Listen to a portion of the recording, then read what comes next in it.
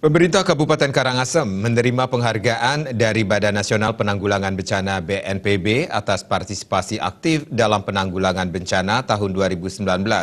Penghargaan ini diserahkan dalam Rapat Koordinasi Nasional BNPB 2020 di Bogor. Penghargaan dari BNPB diserahkan langsung oleh Kepala BNPB Letnan Jenderal Doni Mordano kepada Bupati Karangasem I Gusti Ayu Mas Sumatri. Sebelum penghargaan tersebut diserahkan, Presiden RI Joko Widodo memberikan arahan kepada kepala daerah yang hadir dalam rapat. Sejumlah arahan yang disampaikan Presiden Jokowi diantaranya, kejadian bencana yang akhir-akhir ini semakin meningkat. Peningkatan kebencanaan tersebut tidak terlepas dari beberapa faktor, seperti perubahan iklim, namun demikian masih banyak bencana yang dapat dicegah dan dikurangi. Tantangan yang masih dihadapi adalah bagaimana menyikapi ancaman maupun bencana sering tergagap dalam tahapan manajemen bencana, seperti menghadapi bencana, memperbaiki kerusakan infrastruktur, penanganan penyintas ataupun saat pemulihan.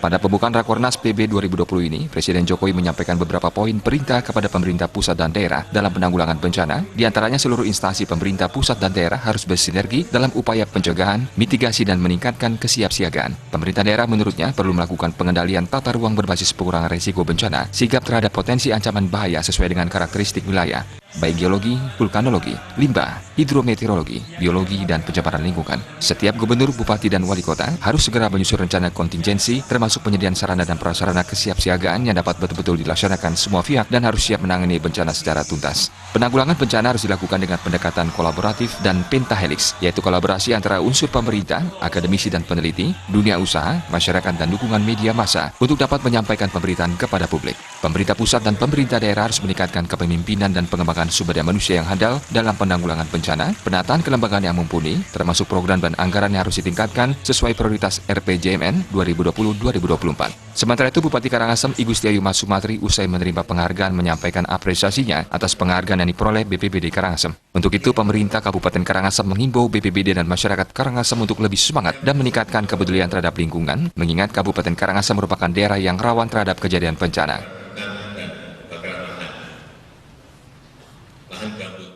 Dan saya selaku Bupati Karangasem